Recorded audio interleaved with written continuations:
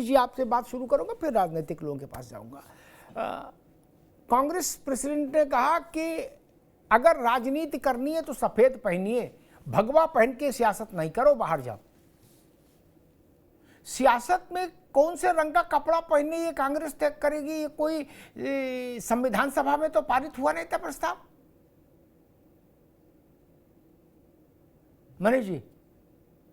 अमिताभ जी, ऐसा लग रहा है कि विपक्ष या सत्ता दोनों ही मूल मुद्दे से भटक रहे हैं।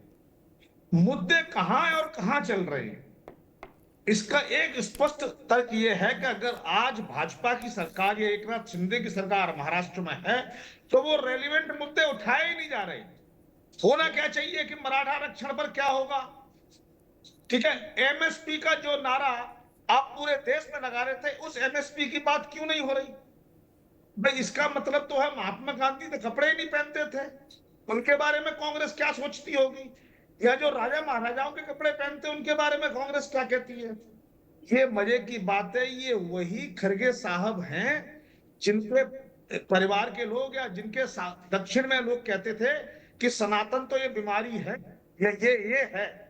तो कहीं ना कहीं भगवा के नाम पर हिंदुत्व को टारगेट करना और हिंदुत्व को टारगेट करके मुस्लिम वोटों को एकजुट कर लेना, अगर ऐसा प्रयास खड़गे साहब कर रहे हैं तो ये देश के लिए बड़ा खतरा है, ये देश की राजनीति के लिए बड़ा नुकसानदायक है। सत्ता कांग्रेस को मिलेगी, भाजपा को मिलेगी या कौन से गठबंधन को मिलेगी नहीं पता, लेकिन ये बहुत खतरनाक बात है।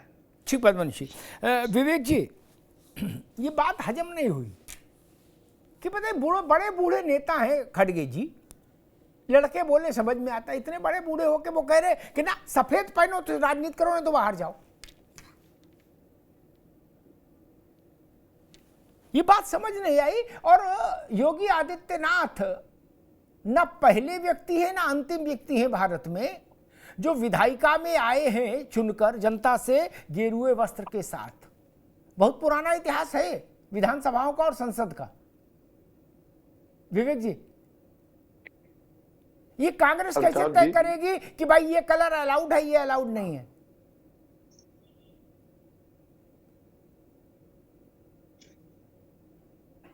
विवेक जी। जी, कांग्रेस ने संविधान का आदर किया, संविधान की रक्षा के लिए कृत संकल्पित है और उसका नतीजा जनता ने 4 जून को सुनाया। खड़गे जी के बयान की जो आप कोट कर रहे हैं, खड़गे जी का भी मैंने बाइट सुनी है। खड़गे जी ने ना तो कोई ड्रेस कोड की बात करी है, खड़गे जी ने एक बात कही है कि गेरुआ वस्त्र पहनने वाले को बांटने वाली बात नहीं करनी। ना ना ना, ना आप गलत रुक जाइए। एक मिनट ना ना ना ना, मुझे भी कोट नहीं कर सकता। आगे मल्लिकार्जुन खड़गे ने कहा कि या तो सफेद, फिर मैं इन्वर्टेड कॉमा कोट कर रहा हूं, या तो सफेद पहनो और दूसरा पहनना है तो बाहर जाओ, गेरुआ पहनना है तो। जी नहीं जी जी, ये उन्होंने कहा सफेद पहने या फिर गेरुआ वस्त्र पहन के वो बांटने की बात जो करते हैं उस पर उन्होंने बात कही। एक मिनट में रोकूंगा, माफ करिएगा विवेक भाई। आप दो चीजों को जो बाद में कहा उसको पहले घुसाने की कोशिश मत करो, वो घुस नहीं पाएगा क्योंकि अमर हो गई बात। जो बात बोली खड़गे ने वो रिकॉर्ड हो गई। मैं फिर दोहरा देता हूं ताकि आप भी इसको समझ ले। खड़गे ने कहा या तो सफेद पहनो और अगर गेरुआ पहनना तो बाहर जाओ। उसके बाद जो आप बात बोल रहे वो बोली, देखिए बाहर जाने की बका। अरे एक मिनट भाई दादा, खड़गे कौन होते हैं जो ये तय करेंगे कि गेरुआ पहनने वाला बाहर जाए, सफेद पहनने वाला अंदर आए? वो कैसे तय करेंगे? बिल्कुल नहीं, इस देश में कोई तय नहीं कर सकता। ये व्यक्ति विशेष किसी पार्टी का अध्यक्ष हो। अमिताभ जी, उनका कहने का आशय था कि गेरुआ वस्त्र पहन के, उन्होंने वादिम कहा चलिए, लेकिन जो बटने की बात करता है वो संत की बात नहीं है। और इसके पहले भी आप देखिए अमिताभ जी, ये योगी जी ने ठोक दो गर्मी निकाल देंगे, इस तरह की जो भाषा है ये एक संत की भाषा नहीं हो सकती है। और वस्त्र पहन लेने से कोई संत नहीं हो जाता है। हम तो उस सनातन धर्म के हैं जहां की अगर कोई आचार और व्यवहार से अगर अच्छा है विवेक तो जी, हम लोग उसे कह देते हैं ठीक। कि वो संत पुरुष है। जी। तो वस्त्र की बात तो यहाँ पे हमारे यहाँ दूसरी बात कही गई है, तो इसलिए उनका आशय ये नहीं था, उनका था नहीं। कि अगर राजनीति में है तो उनको बांटने की बात भले विवेक बाद में जी, कही, लेकिन विवेक जी, बांटने की ठीक, बात से उनका ठीक था है, गेरुआ वस्त्र ठीक है। पहन के ऐसी बात नहीं करनी चाहिए। जो आशय है वो खड़गे जी को स्पष्ट करना चाहिए, तभी ठीक होगा, अन्यथा भैंस पानी में चली जाएगी। एक और दूसरी बात मैं ये भी कहूं कि हम लोगों ने शायद भारत का इतिहास भी ठीक से स्मरण नहीं रखा। बड़ी हल्ला मच रही है, कुछ सपा वाले भी हल्ला मचा रहे हैं, कांग्रेस वाले भी मचा रहे हैं कि जी कैसी बात बोल दी, बटेंगे तो कटेंगे।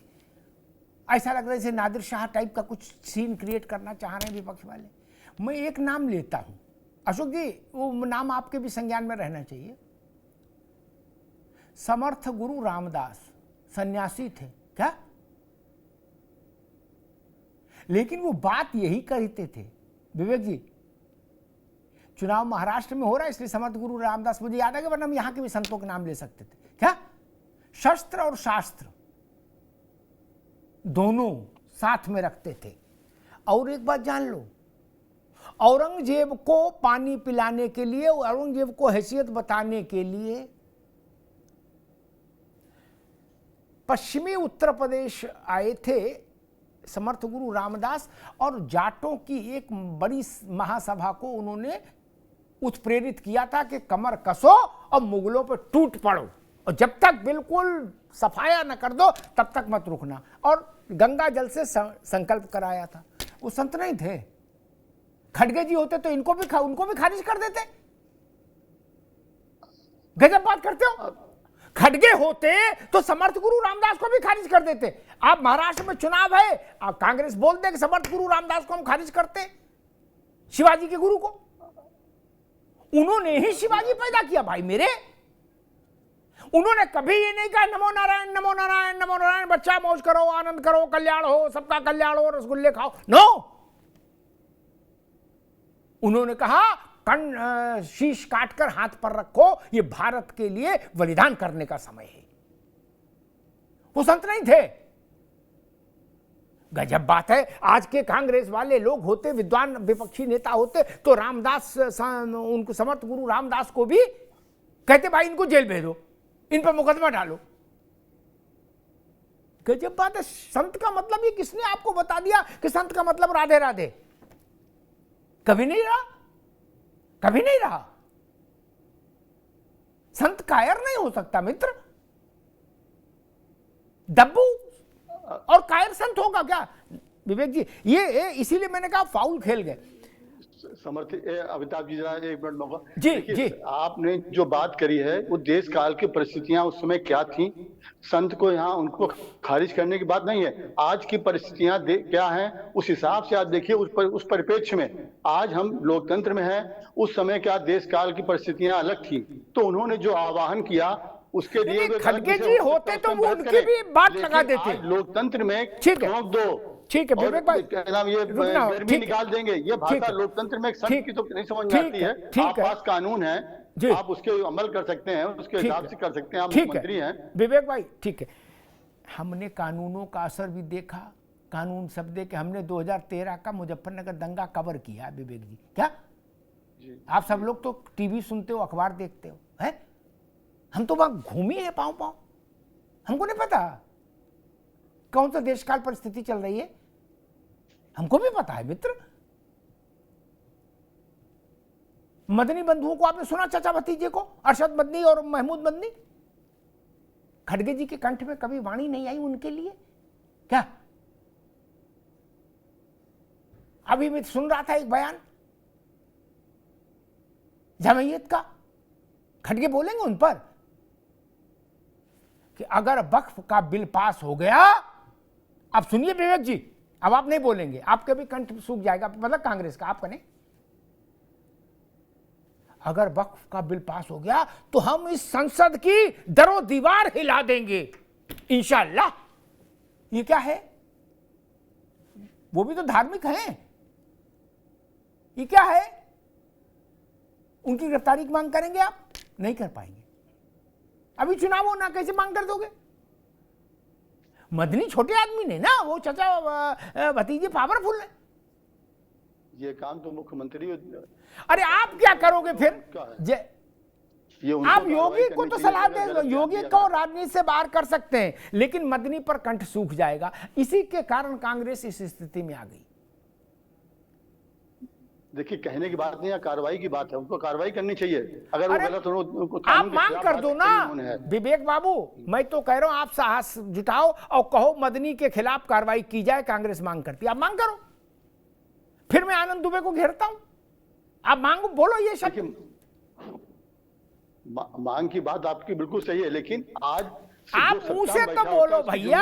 होती है अगर कानून के खिलाफ ना विवेक जी, ठीक, रुकना होगा, रुकना होगा ना, गोल गोल नहीं विवेक जी, मांग की बात नहीं होती है। विवेक जी ये गुलगुले तो कोई ठीक मांग नहीं करेगा कि आप ठीक है, दंड दीजिए, ठीक कार्रवाई करिए उसके ऊपर। ये ठीक है, ये गुलगुले का मौसम नहीं है, न जलेबी का है। गोल गोल घुमाओ महाराज, छोड़ दो इन बातों में क्या रखा। जनता समझ गई कि आप क्यों नहीं बोल रहे हो, समझ गई, बात खत्म हो गई, जनता जान गई क्यों नहीं। अशोक जी, अखिलेश जी ने कहा है कि भाई इनकी योग्यता की जांच कराएंगे, योगी आदित्यनाथ की। कैसे होगी योग्यता की जांच? उसका कोई फार्मूला भी सोचा होगा? कौन करेगा मुख्यमंत्री की योग्यता की जांच? क्या योग्यता की जांच का पैमाना सब पर लागू होगा? अशोक जी, हमने तो यही सुना है और देखा है व्यवहारिक तौर पर 30-35 साल में कि राजनीति में अगर आप जनप्रतिनिधि हैं या नेता हैं, राजनीति में हैं, तो योग्यता का एकमात्र पैमाना कि जनता का दुलार आपको हासिल है कि नहीं, जनता का प्यार हासिल है कि नहीं। क्या ये तो मैं पहली बार सुन रहा कि नहीं वो योग्यता का भी टेस्ट लेंगे। अशोक जी। अमिताभ जी, देखिए, इस तरह की जो भी बातें अगर कोई व्यक्ति कर रहा है, जो बातें डिस्ट्रक्टिव माइंडसेट वाले व्यक्ति करते हैं, तो जाहिर सी बात है कोई भी व्यक्ति कहेगा कि इनकी योग्यता की जांच होनी चाहिए। और योग्यता की जांच जो आपने कहा कौन करेगा, तो योग्यता की जांच तो जनता करती है, और जनता ने योग्यता की जांच करते हुए 62 से 33 पे ला दिया। देखिए, माननीय योगी जी के बारे में क्या कहा जाए, कबीरदास का एक दोहा है कि साधु ऐसा चाहिए जैसा सुभाए, सार सार को गही रहे, थोथा दे उड़ाए। लेकिन देखिए उनके स्वभाव को, जैसा कबीरदास ने लिखा, ठीक उल्टा स्वभाव है उनका, कि सारे जो अच्छी चीजों को साधु रखता है अपने पास, बुरी चीजों को उड़ा देता है। लेकिन मुख्यमंत्री जी हैं जो कि उनका जो पृष्ठभूमि है आरसीसी, हम लोग कहते हैं RCC, rationalism, criminalism and communalism, RCC की पृष्ठभूमि उनकी रही है। और ये सारी चीजें, चाहे नस्लीय बात करें, हिंदी में नस्लीयता, जातीयता और सांप्रदायिकता, ये सारी चीजें उनकी पृष्ठभूमि रही है, जैसा कि हिस्ट्री सीट उनकी कहती है, जैसा कि उनको चुनाव एफिडेविट में लिखा हुआ है। अब ये सारी चीजें, जनता को ये उम्मीद थी अमिताभ भाई कि मुख्यमंत्री बनने के बाद कम से कम ये सारी चीजें उनके व्यवहार से, उनकी वाणी से परिलक्षित नहीं होगी। लेकिन आप देखिए 2017 से जब से माननीय योगी जी मुख्यमंत्री बने हैं, उनके व्यवहार से और उनकी वाणी से सारी चीजें परिलक्षित हो रही हैं। अब उनके व्यवहार से जो उन्होंने पीडीए का नया एक डेफिनेशन दिया, अब उससे तो जो डेफिनेशन उनको दिया कि पीडीए लोगों को दंगाई कहा, अपराधी कहा, न जाने क्या क्या कहा, तो ये सारी चीजें तो माननीय हाईकोर्ट ने इंडोर्स किया है उनके ऊपर। ये पिछड़ा विरोधी हैं, ये दलित विरोधी हैं, माननीय हाईकोर्ट ने इंडोर्स किया इस बात को। राष्ट्रीय पिछड़ा वर्ग आयोग ने इस बात को इंडोर्स किया है कि योगी जी और उनकी सरकार पिछड़ा दलित विरोधी है। ये बात आज अपने मुंह से कर रहे हैं कि पिछड़ा दलित आदिवासी अल्पसंख्यक के लोग जो है दंगाई और अपराधी हैं। तो ये दंगाई और अपराधी माननीय योगी जी करते हैं, इसीलिए तो अपने प्रशासन में, अपने शासन में, अपनी सरकार में उन्होंने पीडीए के ऊपर इतना अत्याचार किया, उनका शोषण किया, उनका आरक्षण छीना, उनकी नौकरियां छीनी, और क्रीमी जो मजबूत, जो महत्वपूर्ण विभाग हैं, महत्वपूर्ण पद हैं, उन पे पिछड़े दलितों को इग्नोर भी किया उन्होंने। तो ये सारी चीजें देख रहा है जनता। अरे अशोक जी, एक सवाल और था, एक सवाल, एक जो है 62 से 33